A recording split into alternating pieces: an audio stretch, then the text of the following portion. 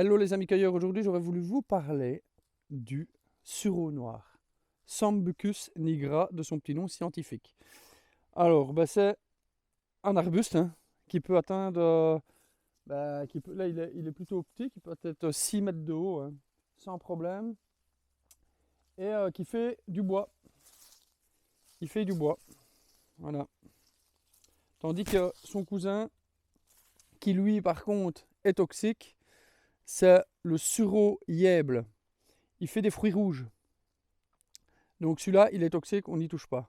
Mais de toute façon, vous ne sauriez pas les confondre parce que le sureau noir fait du bois et le sureau yèble qui est toxique, bien sûr on n'en meurt pas, mais il est toxique, c'est conseillé de ne pas en manger du tout.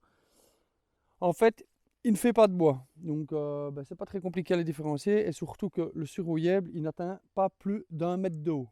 Donc en général, 1 mètre, 1 mètre 20 de haut, c'est le maximum qu'il fera, tandis qu'ici, le sureau noir, lui, peut atteindre facile 6 mètres de haut.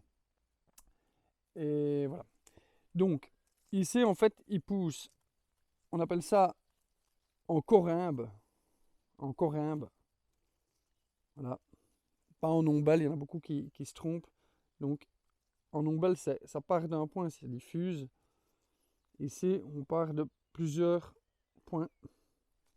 Voilà. Donc, on appelle ça un corymbe. Alors, en général, on le reconnaît avec ses 5 pétales, ses étamines. Et il a une odeur très très puissante. Ah, il sent super bon même.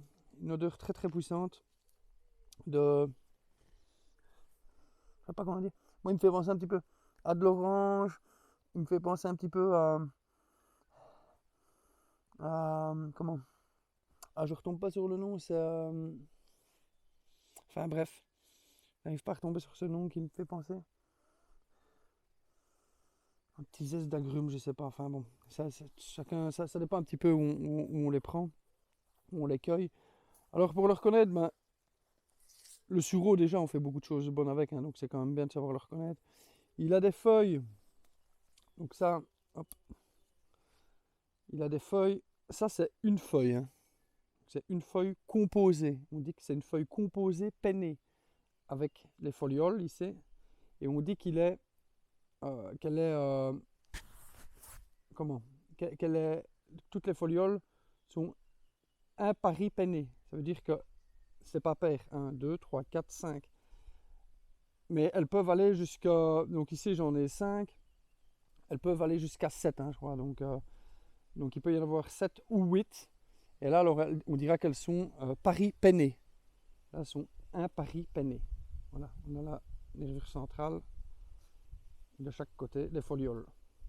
Voilà. Alors, les feuilles ne se mangent pas. On ne mange pas les feuilles sur le sureau. Par contre, quand on les froisse, il y a une odeur extrêmement puissante. Ça sent très très fort. Après, quand vous voyez un sureau noir, vous l'avez bien reconnu et bien identifié, essayez-le. En général, moi, c'est ce que je fais pour toutes les plantes quand j'essaye de les sentir et que je prends vraiment leur odeur. En fait, je les ai sentis 1 ou 2 fois, après je les retiens. C'est vraiment comme ça, c'est en étant sur le terrain. C'est pas. Je lis énormément de bouquins, mais c'est quand même sur le terrain que j'apprends le plus. C'est là que j'arrive à découvrir vraiment tout ce qu'il y a, tout ce qui est génial, quoi.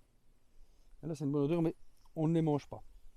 Par contre, les fleurs de sureau noir, ça, on les mange. Alors, elle a été cueillie assez haut, donc aucun risque de, par exemple, les prendre ici, où un animal pourrait forcément uriner dessus ou faire ses besoins ou quoi que ce soit, ou un animal qui le frotte et qui laisse ses parasites et tout ça dessus. Ici, moi, je la prends en haut, ici, il n'y a aucun souci, on n'a pas de girafe ici, donc ça me peut mal. Donc là, les fleurs se mangent crues ou cuites. C'est un goût vraiment très puissant.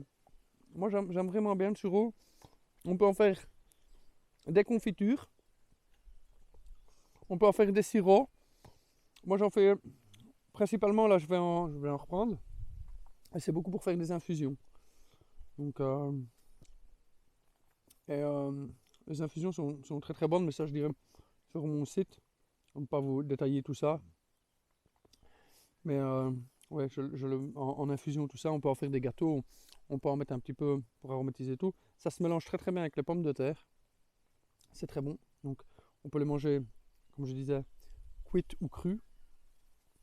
Par contre, après, ça va faire des petits fruits. Les petits fruits ici, on ne le verra pas. Donc, hop. Après, ça va faire des petits fruits. En fait, les petits fruits, c'est des petites boules noires. Alors, les petites boules noires sont comestibles aussi.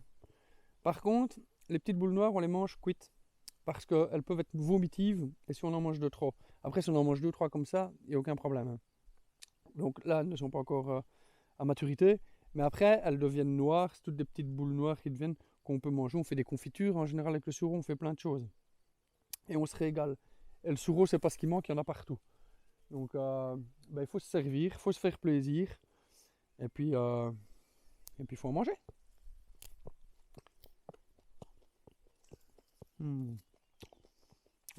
On mange pas les feuilles. Hein. Donc voilà.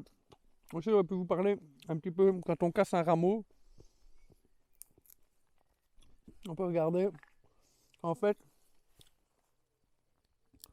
dedans, c'est un peu comme une éponge. C'est spongieux, quoi. Je sais pas si vous voyez bien. J'aurais peut-être pu prendre un peu plus gros, là, on le voit bien, là. C'est vraiment spongieux, vous voyez. C'est, voilà. Vraiment très spongieux. De toute façon, en général, il est difficile de se tromper, quoi.